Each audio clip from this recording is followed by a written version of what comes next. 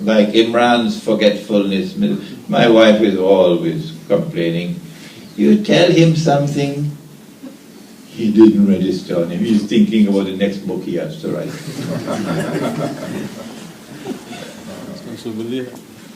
So, how can it reach to the Arsh? Well, then let's look at Surah Al-Fatiha to find the answer. Is there any doubt that the Quran, the first verse of the Quran is Bismillahir Rahmanir Rahim? Anybody challenge that? No, good. And the first surah of the Quran is Surah Al-Fatiha. Anyone challenge that? Good, mashallah, we have a good class here. And therefore the first ayah, or the first verse of Surah Al-Baqarah, Surah Al-Fatiha is Bismillahir Rahmanir Rahim. Good, no problem. See how easy it is, Shaykh Ali Basar? So Surah Al-Fatiha is comprised of 7 verses. And the first verse, how do we know it's 7? Because Allah speaks about sab'an min al-matani. 7 often repeated verses. This is Surah Al-Fatiha, so we know it's 7. And we know that Bismillahir Rahmanir Rahim is verse number 1. So then we can go on now to the other 6. If there are 7 verses in Surah Al-Fatiha,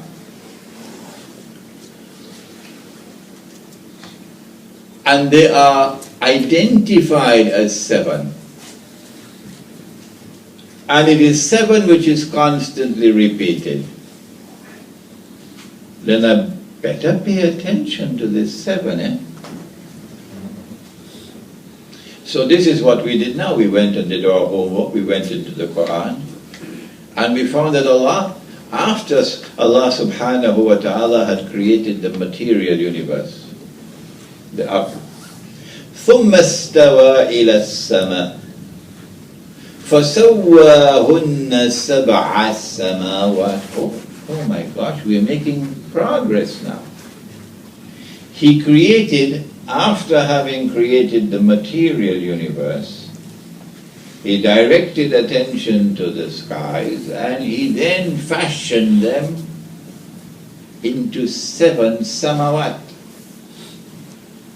So now, between here and there, the Arsh, there are 7 samawat. What is the English translation or the French? We have French-speaking people here of samawat, but there's a lazy translation which is heavens. That's the lazy translation. But samawat is not heaven, it's Jannah. So then what is the translation of sama? My teacher, blessed memory, Maulana was not lazy in his use of language. So he described as sama as a stratum. Oh, we never heard that word, such a difficult word. And then plural of stratum, we are told, is strata. And a stratum is a world of space and time. You could imagine how our 21-year-old eyes opened big when we heard of these things. There are 7 samawat, and therefore 7 worlds of space and time between here and the Arsh. And if the recitation of Surah Al-Fatiha, which is incidentally 7 verses, so it looks as though each verse is linked to a sama. So that if the recitation can climb, or to use a better word, ascend, okay, sama by sama, sama by sama, which means that the one who is reciting, unfortunately I can't do it all the time, sometimes I do it, I feel sad about it. If the consciousness when you're reciting Surah Al-Fatiha, the consciousness is that each ayah that I recite, and notice that Shaykh Ali Mustafa never joins 2 ayah together when he's reciting it. He recites Surah Al-Fatiha 1 ayah at a time. Watch him. When you recite Surah Al-Fatiha and you have the consciousness as you recite the ayat, that as you recite the first ayah, you have the consciousness of having reached the first sama. And then the second, and then the third, and the fourth. It's called the psychology of religion. Then by the time you reach Ameen, you would be psychologically at the Arsh.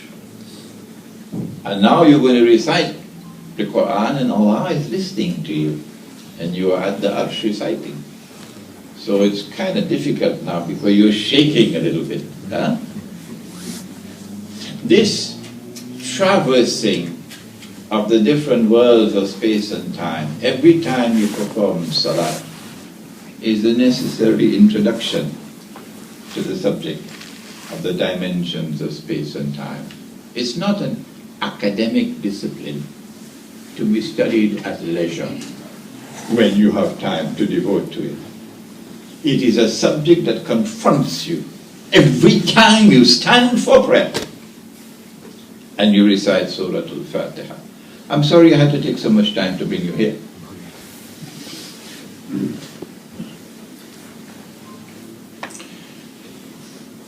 Nabi Muhammad alayhi salatu wasalam, in the Mi'raj, traversed the 7 samawat and reached to that point beyond which Jibreel alayhi salam could not go.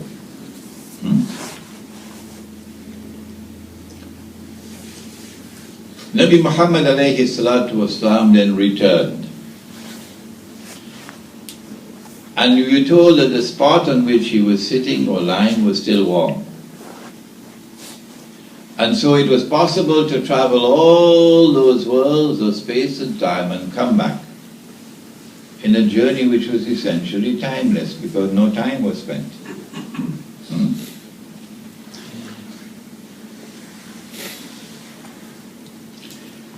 How did he make this journey? Is it the physical body that went?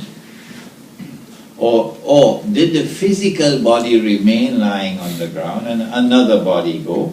Do we have any other body other than the physical body? I told you about the companion who pulled himself away from his wife. Did I tell you about it? And rushed to the battlefield? No? No? No. Explain. Somewhere else. Not here. You didn't. Yeah. All right, okay. A companion of the Prophet ﷺ married Hanzala just before the Battle of Uhud and was given permission to spend the night with his wife.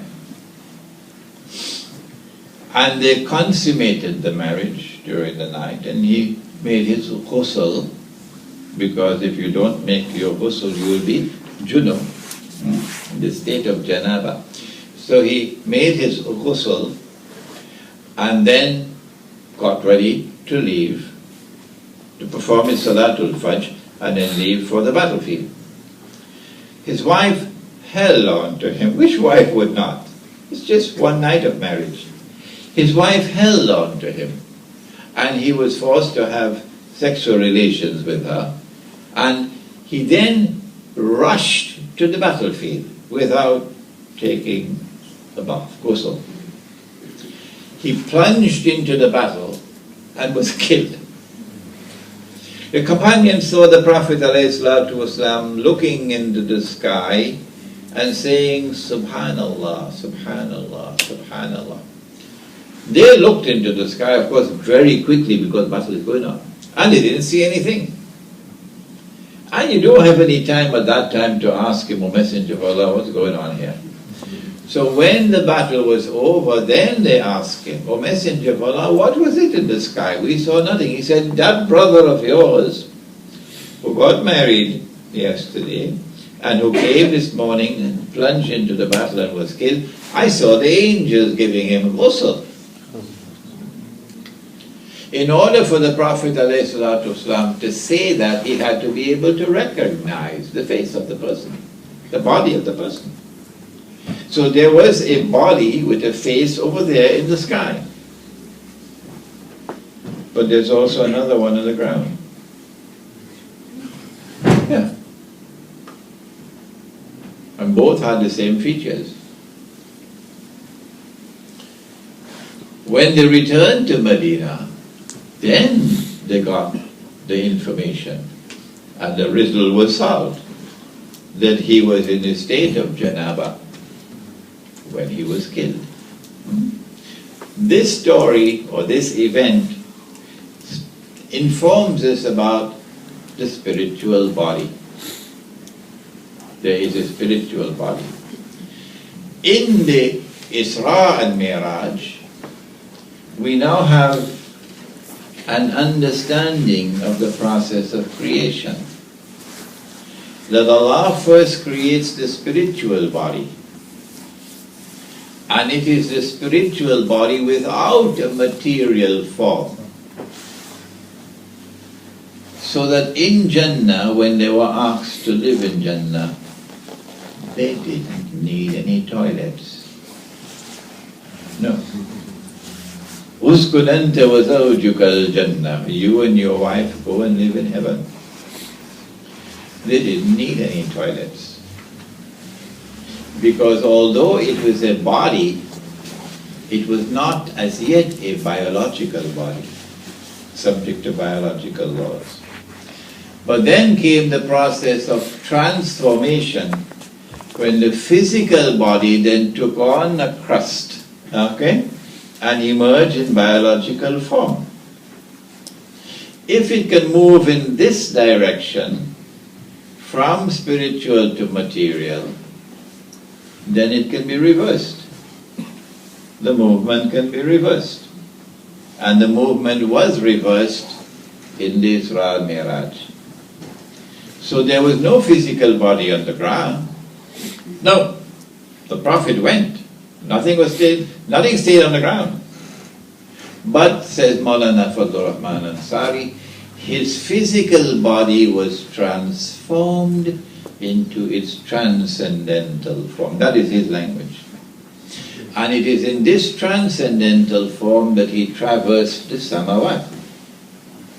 But notice, and he gave us a description of all the things that he saw while traveling in the samawat. But notice there were two events that occurred in the Isra Miraj, which did not happen by accident. First of all, there was a caravan which was camped for the night. And Buraq came down on earth, and Nabi Muhammad ﷺ got off Buraq, and there was a container with water, and there was a lid on the container. He removed the lid, he drank the water, and then he replaced the lid. That did not happen by accident. That happened to teach a lesson.